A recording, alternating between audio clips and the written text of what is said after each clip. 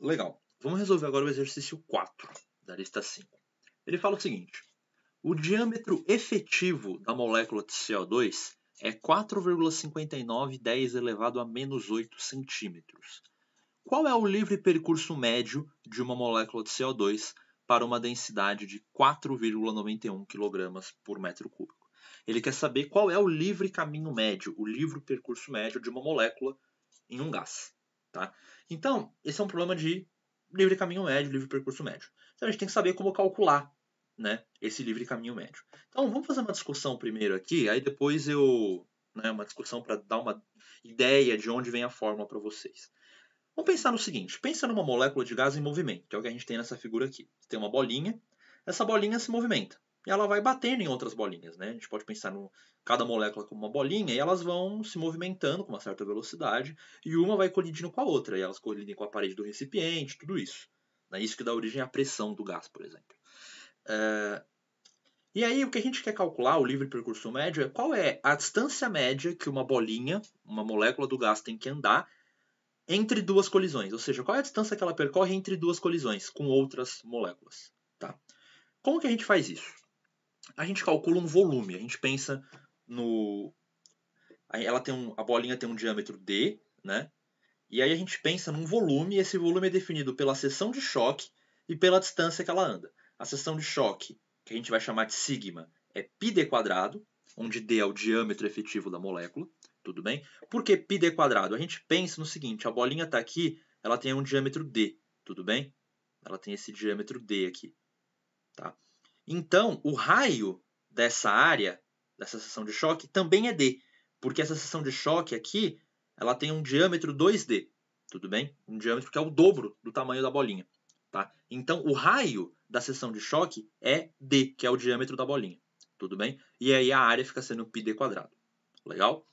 Certo. O volume desse caminho, né, dessa seção percorrida pela molécula, vai ser a área da seção de choque, que é sigma, vezes a distância que a bola percorre aqui, a distância que a molécula vai percorrer aqui. Então, sigma vezes L. Tudo bem? L que vai ser o livre caminho médio, a distância que ela percorre entre duas colisões. Tudo bem? Então, esse é o volume dessa seção de choque que a molécula varre conforme ela se movimenta. Tudo bem? Certo. Agora vamos pensar no seguinte. Em 1 metro cúbico, eu tenho Nzinho moléculas. Esse Nzinho aqui, não vamos confundir com o número de mols, tá? Esse Nzinho, ele é o número de moléculas por unidade de volume. Tudo bem? Ele é o número de moléculas por unidade de volume. Por isso que eu estou falando que em 1 metro cúbico eu tenho N moléculas. Agora, qual é a condição que a gente tem que impor para achar o livre caminho médio? A condição que a gente tem que impor é que, nesse volume percorrido pela seção de choque, o volume varrido pela seção de choque, que é sigma vezes L, ele deve ser, nesse volume, a gente deve ter uma única molécula. Tudo bem? Porque é a distância que a molécula percorre para ela colidir. Se você tivesse outra molécula nesse volume, teria aí uma colisão. Tudo bem? Então a condição que a gente impõe é que em cada uma dessas seções, desses volumes de seção de choque, que é sigma L, a gente tem uma única molécula. Tudo bem? Essa é uma condição de média, não é uma condição exata. Óbvio que quando a gente está calculando o livre percurso médio, a gente está fazendo uma média. Porque é óbvio que entre uma colisão e outra você pode percorrer, a molécula pode percorrer uma distância e na colisão seguinte ela percorreu uma outra distância. Então, não faz muito sentido a gente querer analisar cada caso especificamente. Aqui a gente está fazendo uma média. Tá? Então, acho que é só legal entender isso. Em 1 metro cúbico, a gente tem N moléculas. Nzinho moléculas. Tá? E nesse volume V, que é sigma L, a gente vai impor que só tenha uma molécula. Essa é a conta que a gente faz para obter a equação para o livre percurso médio. Fazendo isso, a gente vai obter que NV, ou seja, N sigma L, igual a 1. Isolando L, a gente acha que L é 1 sobre N sigma, onde N é o número de moléculas por unidade de volume e sigma é a seção de choque, que é πd². Legal? Então, essa é uma forma heurística de chegar numa expressão para o livre percurso médio. A gente impõe que no volume varrido pela seção de choque tem apenas uma molécula. Tudo bem? E a gente encontra essa expressão. Só que essa expressão ela não é perfeitinha. A gente vai precisar fazer uma correção nela. Tá? Como que a gente faz essa correção? Eu não vou deduzir para vocês porque dá um certo trabalho, Mas se a gente considerar a velocidade relativa entre as moléculas, ou considerar a distribuição de Maxwell-Boltzmann para as velocidades das moléculas do gás, a gente obtém um fator extra de raiz de 2 aqui. Tudo bem? Eu não vou fazer essa dedução, tá? É uma dedução complicada. A gente pode fazer tanto considerando a velocidade relativa, que é o que é apresentado no penúltimo capítulo do livro do Moisés. Não sei qual capítulo que é exatamente, acho que é o capítulo 11 do volume 2 do Moisés. Ele faz essa discussão usando velocidade relativa. Dá para fazer essa conta usando a distribuição de Maxwell-Boltzmann também, só que aí é uma coisa que eu acho que vocês vão ver na matéria de termoestatística, se vocês fizerem. Eu não sei se é obrigatória na matemática, na física, para a licenciatura então é uma coisa que é ensinado realmente no curso de termoestatística, tá? Mas aqui nesse curso de física do calor, só estamos mencionando mesmo que é essa expressão aqui, tudo bem? Mas vamos ficar com ela aqui, que é essa expressão que a gente vai usar. Tudo bem? Reparem que ela é bem parecida com a expressão que eu tinha deduzido heuristicamente para vocês, né? Só aparece essa correção aqui de raiz de 2 que vem devido às velocidades relativas entre as moléculas. Tudo bem? Legal. Então a gente vai usar essa expressão.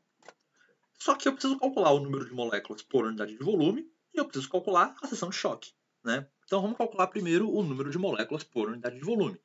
Ora, o número de moléculas por unidade de volume é o número de moléculas dividido pelo volume. Mas o número de molécula é o número de Avogadro vezes o número de mol. Repara que aqui eu coloquei o Nzinho, mas eu coloquei um índice mol para a gente não confundir esse Nzinho com esse Nzinho. Tudo bem? Esse Nzinho aqui é o número de moléculas por unidade de volume e esse Nzinho aqui ele é o número de mol. Só que o número de mol ele pode ser escrito como a massa, Mzinho, sobre a massa molar, Mzão. E a gente obtém essa expressãozinha aqui, NaMzinho sobre Mzão V. Só que M sobre V é a densidade, que eu troco por ρ. Então, o número de moléculas por unidade de volume é a densidade de massa vezes o número de Avogadro dividido pela massa molar. Substituindo, a densidade é 4,91 kg por metro cúbico vezes o número de Avogadro, que é 6,02 10 a 23. A massa molar é 44 gramas, a gente passa para quilograma colocando 10 a menos 3, é a massa molar do CO2, né? Fazendo essa continha, 6,71 10 a 25 moléculas de CO2 por metro cúbico. Tudo bem? Então, essa é a forma que a gente converte de densidade para número de moléculas. Essa é a conversão que a gente faz. Então, fiquem bem de olho nessa... Pode decorar essa expressãozinha no final, mas eu acho que é legal sempre saber fazer a conversão. Tudo bem? Então, já calculamos o número de moléculas por unidade de volume, que é o Nzinho. Agora, vamos calcular a seção de choque. Simples, né? πd quadrado, π vezes 4,59 10 a menos 10. Reparem que ficou 10 a menos 10 metro, porque era 10 a menos 8 centímetro. Eleva isso ao quadrado, faz a continha, dá 6,62 10 a menos 19 metros quadrados. Aí é só substituir na fórmula 1 sobre raiz de 2 n sigma, 1 sobre raiz de 2 vezes 6,71 10 a 25 vezes 6,62 vezes 10 a menos 19. Fazendo a continha, a gente acha aí que o livre percurso médio, o livre caminho médio, é 1,6 10 a menos 8 metros. Ou seja, as moléculas de gás percorrem aí da ordem de 10 a menos 8 metros entre cada colisão. Reparem que é uma distância pequenininha mesmo. Tudo bem? Só uma coisa para a gente ver que essa expressão faz sentido. Se a seção de choque for muito elevada, se sigma for grande, L fica pequeno, que faz sentido. Se tiver uma molécula com uma seção de choque grande, a tendência é ela andar menos entre colisões. Então, o livre percurso médio diminui. A probabilidade de colisão aumenta.